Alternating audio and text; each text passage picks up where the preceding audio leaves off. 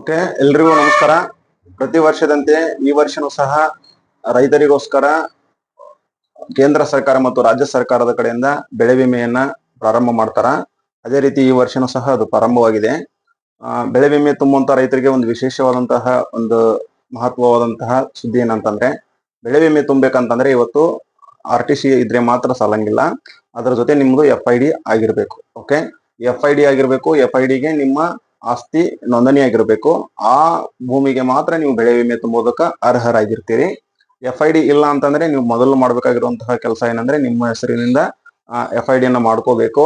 ಅದಾದ ನಂತರ Aadhaar card, bank passbook ಮತ್ತೆ RTC ಇದೆಲ್ಲ ತಗೊಂಡು ನೀವು CSC ಸೆಂಟರ್ ಕಡೆಯಿಂದ ಬೆಳೆ ವಿಮೆಯನ್ನ ತುಂಬಬಹುದು.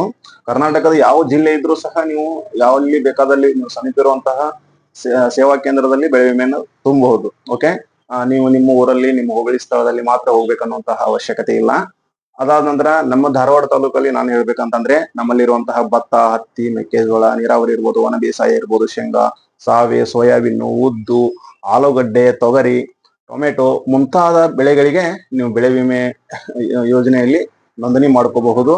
ಅದಕ್ಕೆ ರೈತರಿಗೆ ಒಂದು ಪ್ರೀಮಿಯಂ ಅಮೌಂಟ್ ಅಂತ ಇರುತ್ತೆ. ಅದು ಯಾವ ಬೆಳೆ ಎಲ್ಲ ಬೆಳೆಗೆ ಸೂಟೇಬಲ್ ಅಮೌಂಟ್ ಇರುತ್ತೆ.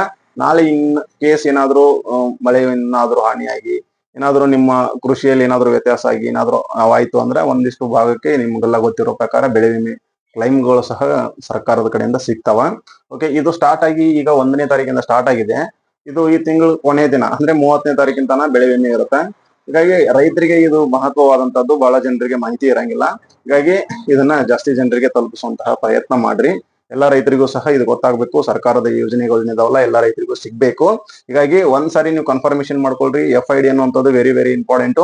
ಹೀಗಾಗಿ ಎಲ್ಲ ರೈತರು ಸಹ FID ಅನ್ನ ಮಾಡ್ಕೋಬೇಕು. FID ಇಂದ ಬೆಳೆ ವಿಮೆ ಮಾತ್ರ ಅಲ್ಲ, ಅವರಿಗೆ ಕೃಷಿ ಏನಾದ್ರು ಸಲಕರಣೆಗಳು ಬೇಕಾಗಿರುವಂತದ್ದು, ಬೀಜ, ಗೊಬ್ಬರ, ಏನಾದ್ರು ಸರ್ಕಾರದ ಸವಲತ್ತುಗಳನ್ನ ತಗೋಬೇಕು ಅಂತಂದ್ರೆ ರೈತರಿಗೆ ಅವರ ಐಡೆಂಟಿಟಿ ಅನ್ನುವಂಥದ್ದು FID. ಹೀಗಾಗಿ ಎಲ್ಲಾ ರೈತರು ಸಹ FID ಅನ್ನ ಮಾಡ್ಕೋಬೇಕು.